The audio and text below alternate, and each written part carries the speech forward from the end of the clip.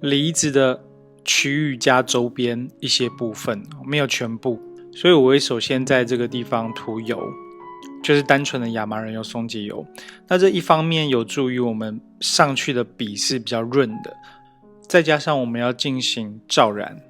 因为我们现在教的是罩染法嘛 glazing， 所以在这个时候我就会先涂油，并且把多余的油给擦干。那这个擦干的动作是有诀窍的哦，你会看到我画面中所标示的，我会在中间的部分留下比较多的油，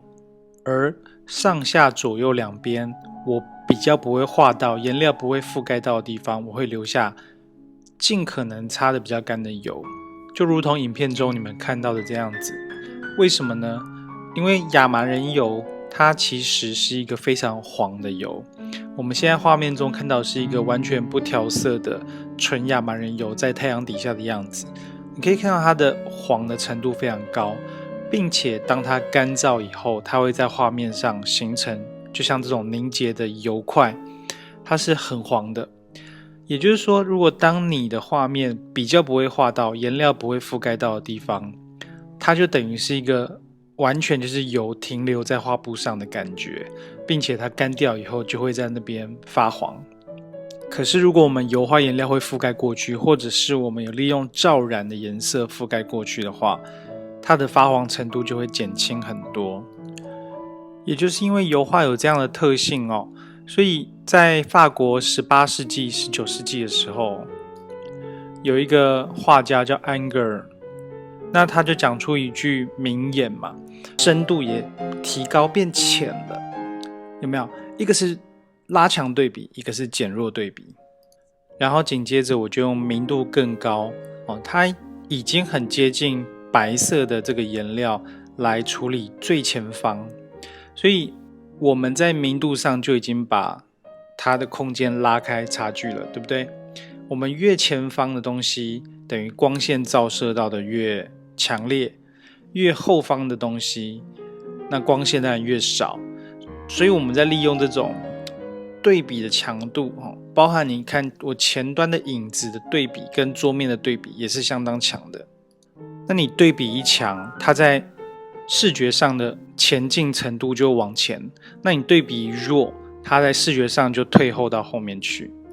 然后我开始整理我们刚刚画的背景，但我主要的精神是放在背景跟物体的衔接上面。它当然不可能像刀子切过一样的锐利嘛，因为它毕竟也就是因为边缘的东西都是往后转动的，对不对？越靠近我们的东西，其实正面正前方越靠近我们，所以边缘它理论上应该都会有一定程度的模糊，在物理的原理上一定是这样子。那我现在呢就小心的在处理这个边缘的模糊程度，同时也保留一些清晰的程度的地方，所以它的节奏感是仍然存在的，只是它的节奏感你都要福音于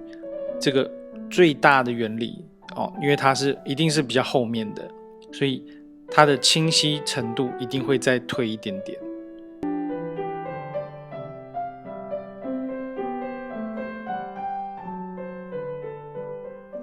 那画面走到这个阶段，其实你隐隐然可以感觉到，其实我又再回到素描的关系上做了，对不对？所以它的颜色又不是那么明显这样懂我意思吗？素描归素描，染色新的颜色归新的颜色，固有色归固有色，懂意思吗？也就是说，我们素描跟色彩还是一样处在分开做的概念。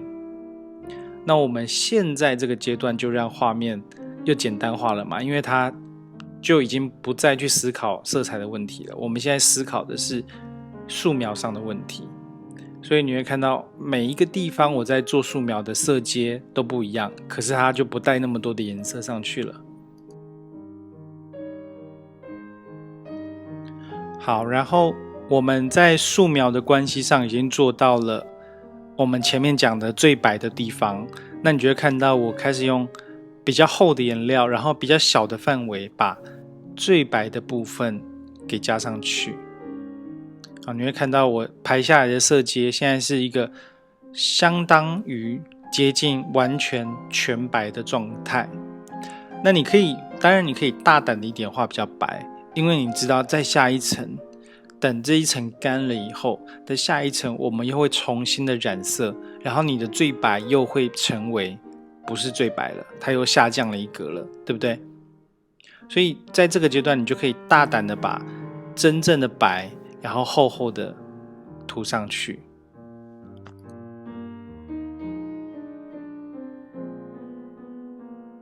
那在最后的最后，我们就来把剩下的细节完成。我们来画这一颗梨子的蒂头。那这个梨子的蒂头，其实它牵涉到的就是你的素描的理解咯。如果各位有上过我上一堂课的素描，我们在前面一开始有教各位画过柱子跟球体，对不对？